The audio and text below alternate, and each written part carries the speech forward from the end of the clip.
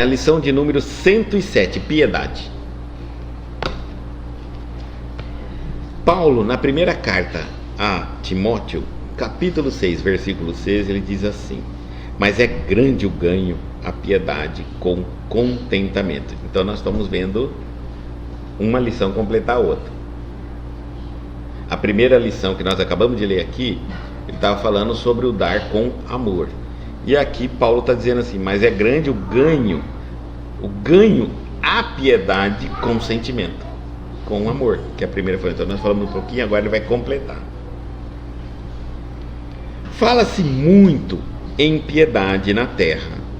Todavia, quando assinalamos referência a semelhante virtude, dificilmente discernimos entre compaixão e humilhação.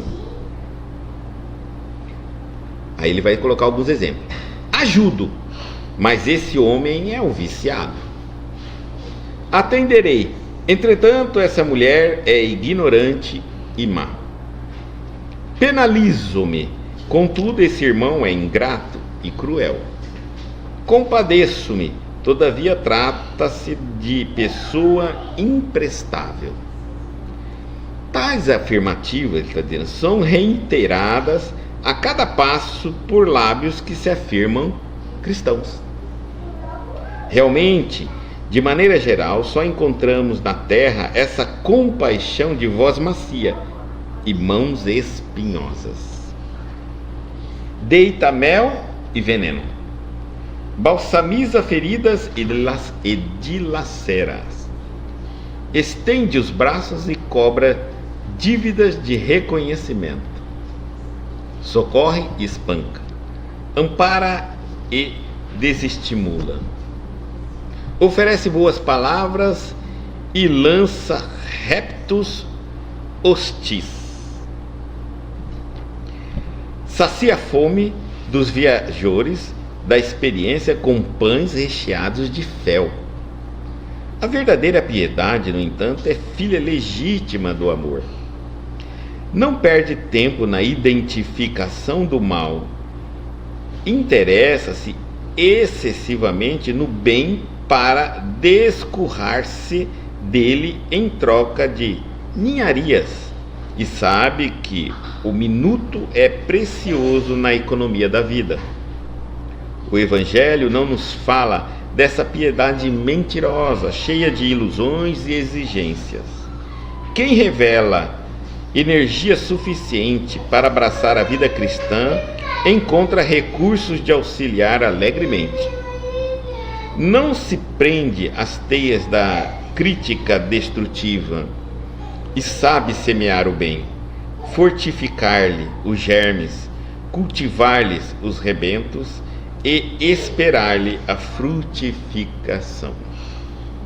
Diz-nos Paulo que a piedade com contentamento, entre aspas, é grande ganho, entre aspas, para a alma e, em verdade, não sabemos de outra que nos possa trazer prosperidade ao coração.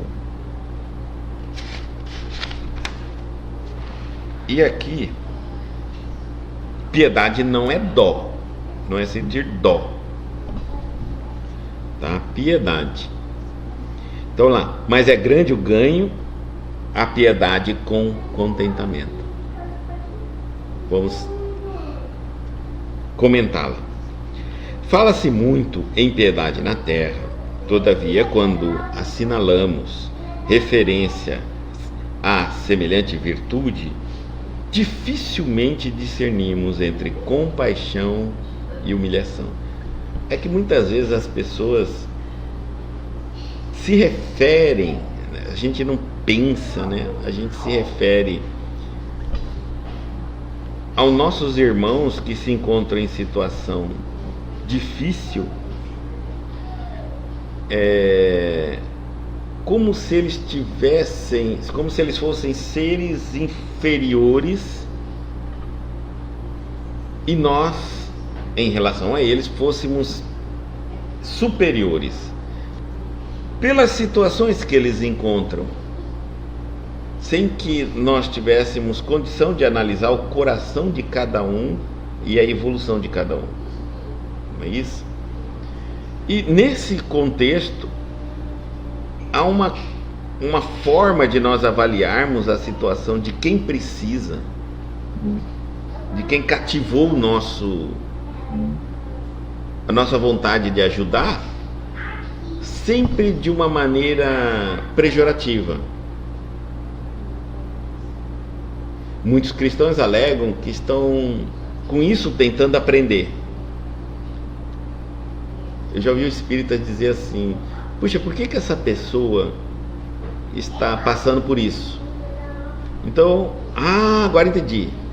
Ela é drogada, ela é isso, ela é aquilo, para tentar compreender a lógica daquela situação que a pessoa está passando, que ele vai ajudá-la. Desde que essa lógica não passe apenas para do seu entendimento, e de repente, se ela ficar no seu entendimento, é uma experiência.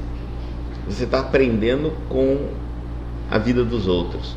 Mas se de repente isso lhe cai e lhe chama um julgamento pessoal, você está errando gravemente. Por isso que a caridade é uma coisa que a gente também tem que tomar cuidado. É bom, é maravilhoso, é o bem. Mas se eu não estiver preparado, eu posso estar sem querer fazer, apenas pelo despreparo, estar julgando pessoas. Julgando. E aí no julgamento, eu posso me identificar ou não com aquele necessitado para poder cativar-me no ato da doação. Então eu tenho que tomar cuidado, tá? Com isso. Deixa eu arrumar aqui. Então, ele vai dar uns exemplos assim: ajudo, mas este homem é um viciado. Olha só, eu ajudo, quem me procurar, eu estou apto a ajudar, mas esse homem é um viciado. Na busca rápida que a gente tem de compreender o sofrimento do outro, eu vejo uma pessoa e digo: por que esse homem está precisando da minha ajuda? Percebi, ele é um viciado. Então, ele é um viciado, então eu não vou ajudar. Compreenderam? Então eu fiz um julgamento antes, selecionei, por assim dizer. Calma, que alguns vão falar assim: Guto, mas essa seleção não tem que ter no mínimo, para você não ser uma pessoa que passa então a alimentar ou incentivar o erro no próximo, o erro que ele comete, ele continuar cometendo. Nós vamos falar sobre isso. Então ajudo, mas este homem é um viciado. Atenderei, entretanto essa mulher é ignorante e má. Junto com o atender, o possível prestar ajuda, eu já classifico a pessoa. E aí então o meu atender não é o mesmo de um atender de uma pessoa desprovida de julgamento. Ela já tem quase que uma direção feita, mas essa ação parece que não está me levando por amor. Não é uma ação levada por um amor, mas quase que por uma obrigação. Que obrigação é? Pelo conhecimento que tenho de ser cristão, de ser espírita, de ser isso, me faz ter que ajudar essa pessoa. Não é piedade. É um ato de raciocínio. Às vezes a Mari falou: será que aquela pessoa, por exemplo, que às vezes nos procura, fala a mesma coisa por anos, e a gente fala assim: puxa, mas aí eu até ajudo, mas eu já tenho isso na minha cabeça, o que adianta? Ela vai falar tudo de novo, já ouvi várias vezes essa versão, etc, etc. E aí então nesse momento eu já perco, só por esse julgamento, essa pessoa não ouve, essa pessoa não muda, eu já perco aquele sentimento de contribuir com ela. Eu já faço quase que pelo ato de obrigação. Tá, vou lá, vou aguentar. Você acabou de eximir da piedade e continua o ato de servir. Mas a ideia é que a gente, nesse caso, quando a gente vê que não está mudando a pessoa, mas se a pessoa ainda insiste em procurar, ainda te procura, é porque você ainda vai estar tendo mais uma oportunidade de mudar a sua didática, a sua maneira e colocar. Porque existem duas coisas que são assim, ó. Tem aquele que não muda na hora que ouve, mas tem o que não muda de como fala. E os dois acabam sendo... Então é quase que um monólogo ali. Eu sempre falo dois, mas eu também só falo dois. Dois. Então eu falei dois. Não adiantou eu falo três, não adiantou eu falo quatro, não adiantou eu falo cinco. Porque a partir do momento que eu também estou observando o outro, pode ser que esteja comigo. Porque essa pessoa está vindo até mim se eu sempre falo a mesma coisa. Então é porque a mesma coisa que eu estou falando não está servindo ainda para abrir, para ela ouvir ou para ela mudar. Então eu preciso me preparar mais e preciso preparar em todo sentido. Pode ser que eu não tenha uma teoria para dar e pode ser que eu esteja fazendo aquele papel muito político, onde eu não quero, em maneira nenhuma, que a pessoa fique mal comigo, de mal comigo. Então eu fico tão polido, que a pessoa não entende o que eu estou falando. Porque eu não quero ser mais certeiro e correr o risco da pessoa se chatear. Mas eu não estava falando que essa pessoa sempre vem atrás de mim, eu sempre falo a mesma coisa, não adianta. Então, provavelmente ela vai parar de vir se ela se chatear ou se você acertar a dose. Uma das duas ela vai parar. Se ela não parou, é porque com certeza você não acertou ainda a dose. Mas escute, se ela parar porque ela mudou, ótimo para você. Se ela parar porque ela se chateou, calma. Com o tempo, né, se a sua intenção não foi chateá-la para ela parar de te procurar, não foi essa a sua intenção. A sua intenção foi falar diferente para ver se ela acorda e se toca. Compreenda, se abra. Se isso provocou um chateamento da pessoa, calma, vem o tempo, que é outro remédio, para fazer efeito no coração daquela pessoa. Assim que melhorar, ela volta. E agora você vai entender que essa pessoa é mais melindrosa, né? Tem dificuldade de ouvir as coisas com som mais direta, mas também sabe que se você não for mais direto, ela nunca vai ouvir. Então você vai tratá-la agora sempre de forma direta. Então são algumas pessoas que vai aparecer som, mas nunca vai deixar de vir. Só que vai vir menos vezes. E você vai estar fazendo o seu trabalho. Na verdade, você está requintando seu trabalho de caridade. Ao invés de você ficar todo dia com a mesma, agora ela vem de um ano em um ano. Ótimo para você, mas ela está mudando e esse é o propósito final. A avaliação final é: você ajudou. Isso que é importante. Ele diz assim: penalizo-me, contudo esse irmão é ingrato e cruel. Ou seja, eu me toco, eu sinto que essa pessoa precisa, mas ele é muito ingrato, ele é muito cruel, né? Mas uma vez eu estou retirando o motivo da ajuda, eu estou retirando isso do contexto. Eu estou quase que negociando com essa pessoa. Se ele deixar de ser menos ingrato e cruel, eu ajudo ele. Mas piedade é negociável? Não é um ato de piedade, não é negociável. Tá certo? Não é negociável.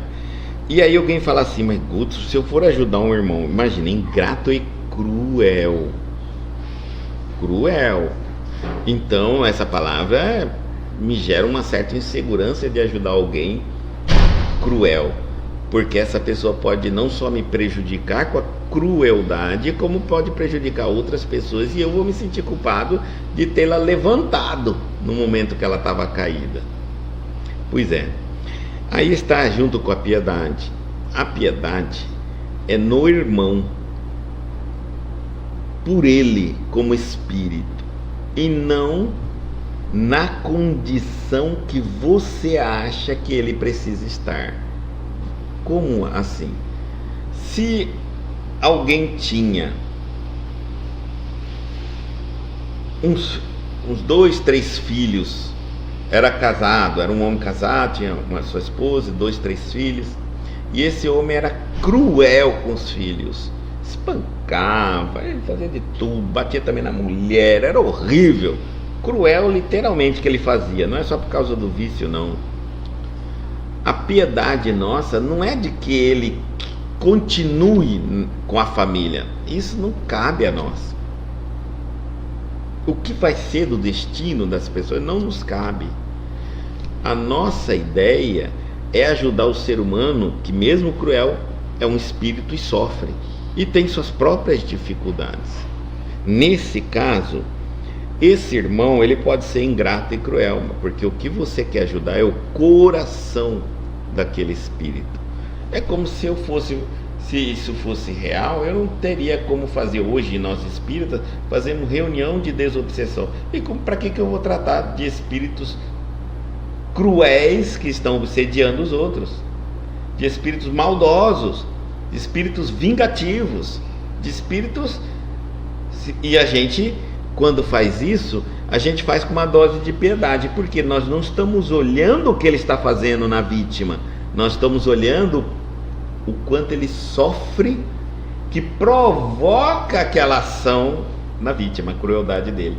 Veja como a piedade modifica o nosso olhar, porque eu não estou querendo que esta pessoa, aquele espírito, quando nós estamos fazendo isso, fazendo um trabalho de desobsessão, que esse espírito ele vire anjo, fique perfeito e que tudo... Não, eu só estou querendo que ele encontre uma razão lógica de cuidar dele mesmo e parar a crueldade e estar preparado para enfrentar as consequências.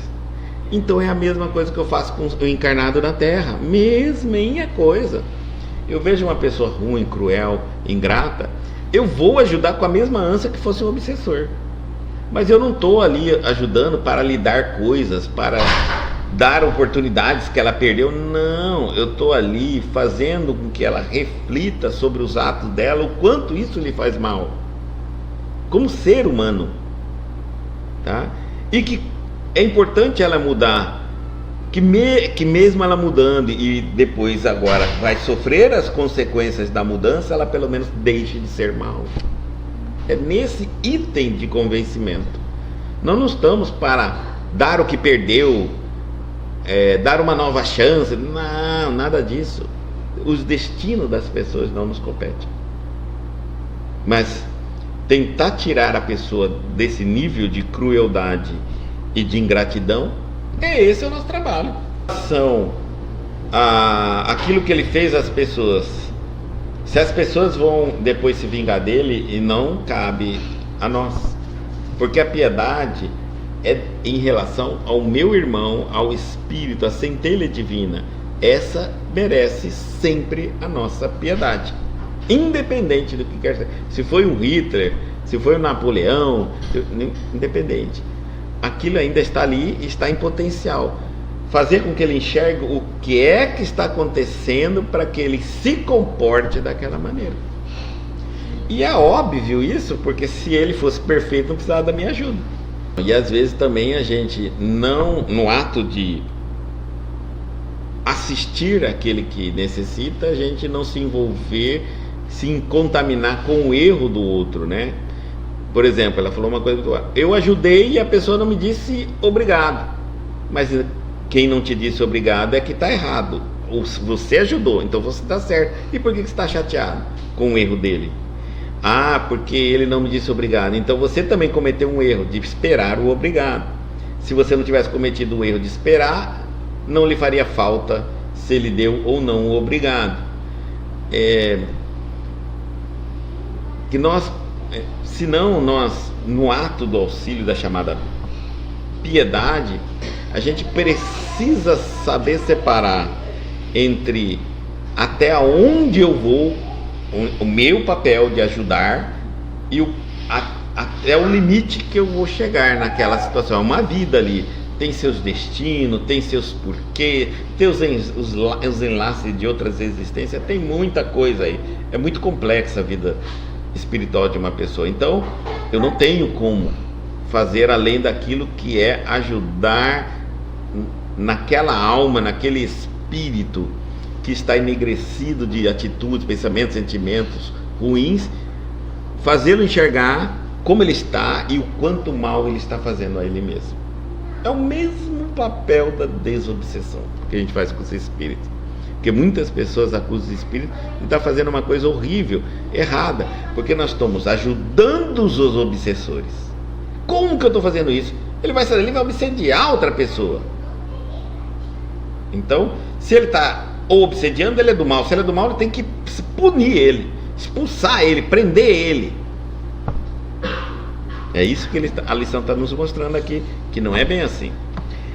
Aí ele vai dizer assim, um outro exemplo: compadeço-me, todavia trata-se de pessoa imprestável. O piedoso sempre está, a pessoa que tem uma piedade de plástico ou falsa, é aquela piedade que eu tenho aqui dentro de mim, que eu sinto, mas já julgo indigno da minha assistência, da minha atitude, da minha atenção. Não vou fazer. Essa é a piedade falsa. E às vezes a gente fica tão afiado que eu pareço ser mais piedoso do universo, mas não tomo uma atitude para ajudar ninguém. Tudo eu tenho um porquê não fazer. Isso é por causa disso, Eu virei, na verdade, um juiz que me considero uma pessoa piedosa e que condena todo mundo que precisa da minha ajuda, ou que eu possa ajudar, para que eu não ajude. Ficou cômoda a situação agora. Ótimo, vou morrer uma pessoa mais piedosa. Está errado. E aí, tais afirmativas são reiteradas a cada passo por lábios que se afirmam cristãos.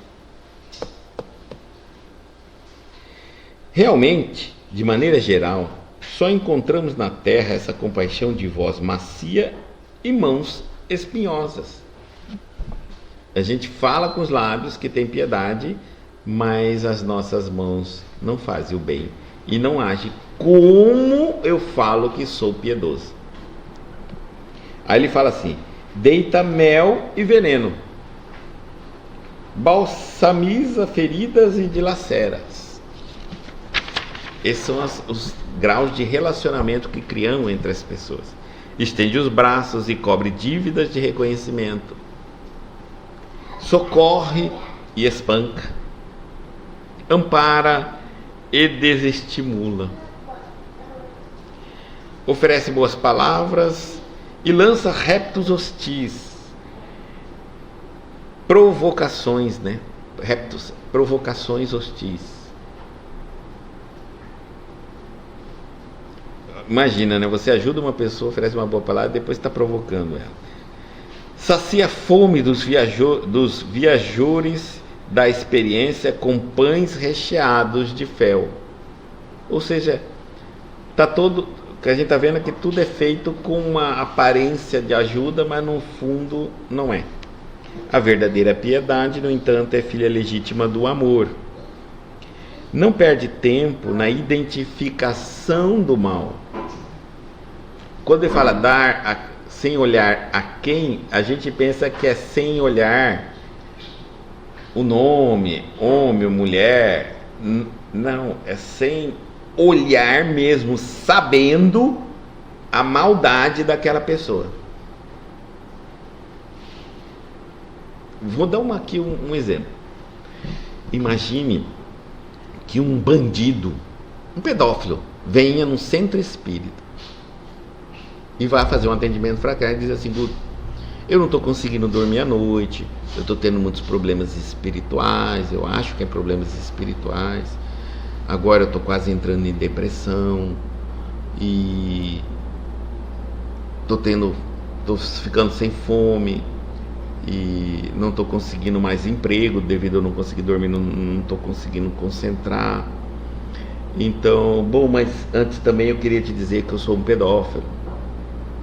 Não fui pego ainda, mas já fiz muito mal. Qual é a nossa atitude? Ah, se você é bandido, sai daqui. É isso? A piedade não é que a gente tem que auxiliar o ser humano, independente de quem ele é fazer o bem sem olhar a quem. A quem? Então ele está com problemas. Não veio até você, ele está aberto. O que você vai fazer? Se você expulsar, você acabou de fechar a porta que ele poderia ouvir e mudar de vida e deixar de ser pedófilo. É difícil, tá? É difícil porque é outros parâmetros aí, mas estou dando um exemplo aqui na nossa. Poderia fazer com que ele reduzisse, poderia ele fazer com que ele refletisse mais sobre o comportamento dele. Afinal, ele veio em busca e o coração dele estava aberto. Se você deixá-lo, se você expulsá-lo, ele vai sentir uma ferida, ele vai se sentir condenado por Deus. E se ele, como qualquer um de nós, podemos nos revoltar.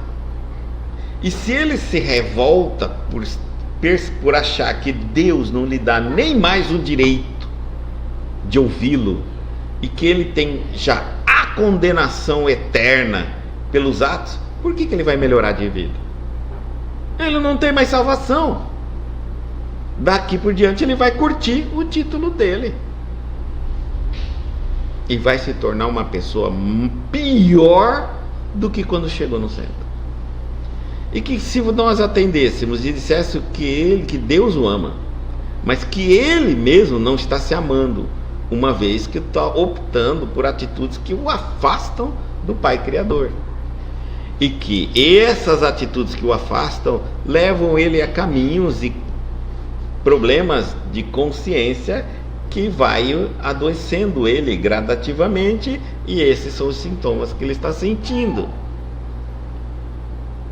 Eu não estou falando da vítima que ele fez, do que ele fez de mal, do que ele não fez. Um ser humano que é. Todos nós erramos em algum momento da nossa vida, estamos errando ainda hoje. Se fosse para julgar a quem a socorrer, nós não socorreríamos ninguém. Nós não somos o que julgamos, nós somos aqueles que damos auxílio. E aí ele diz assim: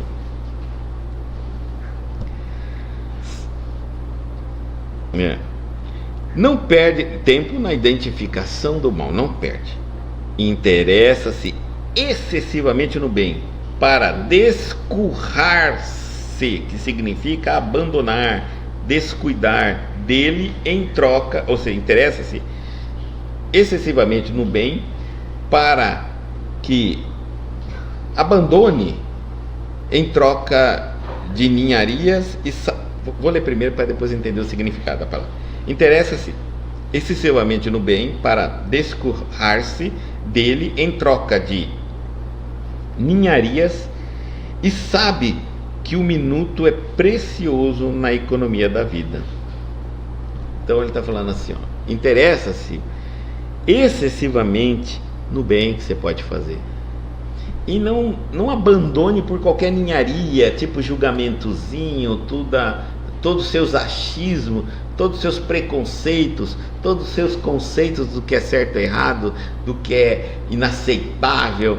Não se perca nessa chamada ninharias. Fixa excessivamente no bem. Larga o resto, entendeu? Faça o que você pode. Você... não cabe a você. E outra coisa, nem dizer às autoridades: ah, Guto, mas isso é muito difícil. Eu sei. Então, O Evangelho não nos fala dessa piedade mentirosa, tá? Cheia de ilusões e exigências. Eu faço, mas tem que ser assim. Eu faço, mas tem que dar isso de resultado. Eu faço, mas eu tenho que estar rico. Eu tenho que ter dinheiro. Eu faço. Eu só, sem de condições. Ilusões e exigências, porque as exigências são puras ilusões. Quem revela energia suficiente para abraçar a vida cristã encontra recurso de auxiliar alegremente. Se você está fazendo verdadeiramente, se você abraçou a vida cristã, você vai encontrar uma maneira de fazer alegremente. Por que alegremente? Porque você não precisa se matar para fazer caridade. Quem se mata para fazer caridade não está fazendo caridade. Ah, mas a caridade cansa. Óbvio, o que não cansa? Até diversão cansa. Porque caridade não vai cansar. Mas uma coisa é o cansaço, com o coração leve. E outra coisa é aquele cansaço pesaroso, como se você estivesse perdendo as diversões. Isso é bem diferente uma coisa da outra. O cansaço de missão cumprida é maravilhoso. É igual você ir na academia e sentir aquele cansaço depois da ginástica da academia. Sua consciência está bem, seu corpo está ficando bem, então você sabe que aquilo é bem-estar. Aliás, você já vai na academia fazer exercício para sentir dor. Porque até o professor diz assim, se não estiver sentindo dor, não está funcionando os exercícios. Olha só, não parece masoquismo? Mas é a lei. Então, eu diria assim, que a caridade boa é aquela que você sente cansaço. Se não estiver cansando, você não está fazendo caridade. Então, não se prende às teias de crítica destrutiva e sabe semear o bem. Aprenda pelo menos semear o bem, fortifica-lhe os germes, cultivar-lhe os rebentos e esperar-lhe a frutificação. Faz um, faz dois, faz três. Ele está falando assim, não conte a piedade, não fica, vai fazendo. Dali vai sair fruto. Calma, né? Tem que ter paciência. Não está dando certo, então muda a sua técnica, muda, porque se você é radical, insiste sempre fazer de uma coisa, já está mostrando que você é o mais cabeça dura do grupo. E você quer ajudar o grupo, se você é mais cabeça dura? Você está dizendo que você faz não dá certo, então muda você primeiro, que é o mais fácil de mudar. Muda a técnica, muda a maneira, muda a forma, muda o jeito, e muda quantas vezes for necessário, porque pelo menos cabeça dura você não vai ser. Senão, depois de 50, 60 anos você bater cabeça com alguém, quando morrer do outro lado, você vai, tentei te ajudar por 50, 60 anos, você sempre falava X pra mim. Eu sempre falava, eu nunca queria ouvir o X. Pronto, acabou você. Então era isso, a forma que eu falava. Você falava X toda vez, por 60 anos você falou X. E era tudo que eu não queria ouvir. Por 60 anos eu tive que ouvir. Então, você também falhou. Quem que é cabeça dura aí? Quem só falou X? Sim. E quem só ouvia X? Não queria ouvir X? Sim. Porque quem não queria poderia um dia aprender a ouvir e mudar. Mas não é cabeça dura. O outro que falava X poderia falar Y, mas também não quis. Os dois são cabeça dura. Para fazer caridade você tem que querer, porque você tem que se modificar aqui dentro. Então é isso aí, esse jogo. Eu tento de um jeito, não dá, aprendo a fazer de outro, tento, não dá, aprendo do não dá, aprendo do outro, não dá. É isso mesmo. E a mesma dificuldade que os outros têm de nos ouvir, nós temos de ouvir os outros. E dar-se oportunidade de fazer diferente é dar-se oportunidade de crescer. Mesmo que o diferente você não goste, ou não dá certo, ou está errado, você aprendeu mais uma maneira do que não serve, também já tá evoluindo. Compreendeu? A caridade é esse exercício constante. Isso que nós estamos falando, a caridade para fora de nós, tá bom? Para o auxílio de nós, tá? A piedade. Mas nós vamos também pensar nesse ato de piedade para conosco, porque nós também estamos ultimamente sendo muito impiedosos. A caridade está assim, para nos ajudar o tempo todo a nos reformularmos, a sermos mais compreendidos, aprendermos a expressar mais os nossos conteúdos. Por isso que ele fala, fortificar-lhes os germes. Eu vou refazer um pouquinho, eu vou falar um pouquinho disso aqui, ó. Fortifica-lhe o germe. Você vai perceber que as pessoas têm algo de bom.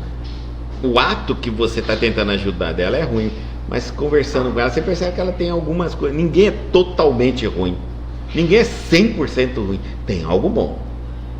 Então, saber semear as coisas boas nas pessoas é caridade. Fazer com que ela pratique aquilo que ela tem de bom é muita caridade. Depois, fortificar-lhe os germes, é isso.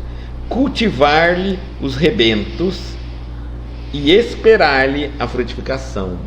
Então, os filhos, né? Cultive os filhos e espera a frutificação. E aí, o último parágrafo nosso, diz-nos Paulo que a piedade, que há, abre aspas, piedade com contentamento, fecha aspas, abre aspas, grande ganho, fecha aspas. Ou seja, piedade com contentamento é um grande ganho para a alma para a alma de quem faz. E em verdade não sabemos de outra que nos possa trazer prosperidade ao coração. Não sabemos mesmo, porque sem piedade eu não consigo cuidar das pessoas, tratar e auxiliar sem julgá-las. Com a piedade eu consigo fazer isso, porque é um dos itens que me exige. A piedade é desconexão com o que a pessoa é ou fez, mas sim com que eu posso auxiliá-la naquele momento que ela necessita. Se eu fizer isso, eu não consigo mais separar o joio do trigo. Eu ajudo todo mundo, é piedade. A piedade faz isso. Ajuda com piedade, né? Às vezes você fala assim, a gente fala assim, ai Guto, às vezes eu vejo uma pessoa precisando, mas ali eu não senti piedade daquela pessoa, então não ajude, porque não vai adiantar. Você tem que se apiedar. Ah, mas eu senti do outro, então ajuda a quem você se apieda, porque você precisa treinar a piedade no coração. Aí você vai começar a senti-la mais fácil, porque você está treinando ela. Porque se você acostumar a virar um profissional da caridade, é difícil você voltar. O profissional da caridade é aquele que ajuda por obrigação. Ajuda porque a lei manda ajudar, ajuda porque é o outro, mas nada lhe tocou o coração. Ele não fez porque tocou. Às vezes a gente fala assim, vou trabalhar numa obra de caridade, mas não tem piedade. Não adianta, entendeu? Não adianta fazer pela razão, tem que fazer pelo coração. Então, mas eu sinto muito pouco isso. Eu sinto, por exemplo, piedade de criança. Então você ajuda só criança. Espera a piedade criar mais corpo, mais maturidade, e aí você vai começar. Quem sabe as crianças que você sente piedade crescem. Aí você vai continuar sentindo piedade daquela criança agora jovem. Então você começou agora a sentir piedade de jovem. Daqui a pouco ele virou adulto, está sentindo piedade do adulto. Depois ele ficou velho, está sentindo piedade do idoso. Então cresceu, mudou.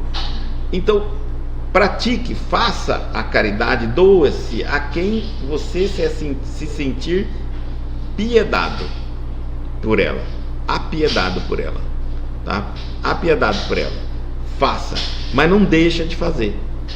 E se por acaso os que lhe apiedam, né, são difíceis de você encontrar. Por exemplo, eu só tenho piedade por criança de orfanato. Então a criança de orfanato só tem no orfanato. Dificilmente você vai encontrar elas na rua, andando. Então é um lugar muito difícil. Mas é assim, então vá no orfanato. Vai no orfanato para treinar esse sentimento e sentir aquela coisa maravilhosa que é de você olhar uma criança ou quem quer que seja e sentir aquele toque assim, faça, quase que uma ordem, parece um benfeitor te empurrando assim, faça, esse você precisa de você, esse você tem condição de fazer, esse você pode fazer, esse você deve fazer, o deve e o pode juntos, sem crise de consciência, entendeu? E isso ajuda muito, muito, muito. A partir daí, então, nosso sentimento de piedade cresce e vai ficar mais fácil sentir piedade de tudo. E aí você, eu não tenho muita, vou dar um outro exemplo. Eu não tenho muito piedade de ser humano, não, mas eu tenho uma piedade com os animais. Não posso ver um animal doente, eu não posso ver um animal sofrendo, né? E aquilo eu não penso duas vezes. Na hora meu coração, tá vendo a hora que você está sentindo? Agora você precisa entender o seguinte, vamos lá. Essa piedade sua pelo animal é fruto de um julgamento seu, o qual você não o condena e condena um ser humano? Vamos lá. Eu vejo um animal na rua e o animal aí eu fico assim, não pode isso, eu quero cuidar desse animal. Eu vejo um ser humano na rua. O animal, você vai dizer assim, mas o animal não tem culpa. Viu como? Olha como você está construindo a sua piedade. O ser humano pode ter culpa. Você está casando raciocínio com sentimento. Isso não é piedade, é isso que ele está falando no livro. A piedade é você vê o animal e você ajuda o animal, porque ele precisa de ajuda, é um ser que está evoluindo, e você, como um ser mais evoluído que o animal, deve ajudá-lo. Pronto, pode ajudá-lo, ajude-o. Sentiu isso? Isso move dentro de você um sentimento bom, né? Mas se for um ser humano, deve pensar a mesma coisa. Mas ainda não consigo, então tudo bem. Começa no animal, ajuda bastante animal. Logo, logo você vai olhar para o ser humano como você olhou para o animal e raciocinou. Não importa de onde ele veio, o que ele faz para chegar naquela situação, importa que ele está numa situação que nenhum animal deveria estar. E se ele é um ser humano e está, onde está a sua piedade? Ajude-o. Você não vai fazer a mesma coisa. Óbvio que não, você não vai pegar o animal, você vai levar o animal para casa, por exemplo, você pode fazer isso, mas você não vai pegar aquele homem, aquela mulher e levar para casa, você está ficando doido. Não vai fazer isso, mas você vai se interessar para tentar ajudá-lo.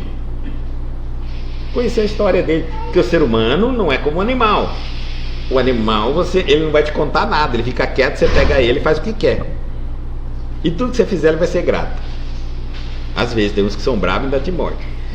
Mas o ser humano, ele vai te contar algumas coisas. Ele vai ter a personalidade dele, ele não vai aceitar outras. Então, é mais difícil de fazer?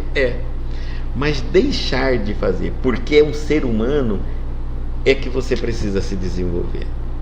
Então começa nas plantas, nos animais, e vai expandindo para os seres humanos. No ser humano está difícil, vai pelas crianças, depois para os jovens, depois para os adultos, e vai embora. Compreendeu? É porque sempre tentando analisar a sua chamada piedade, eu vejo quando a pessoa fala assim, eu tenho muita piedade de idoso.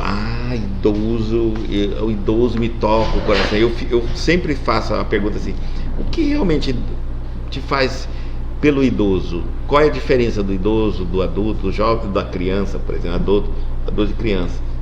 Olha que interessante, né?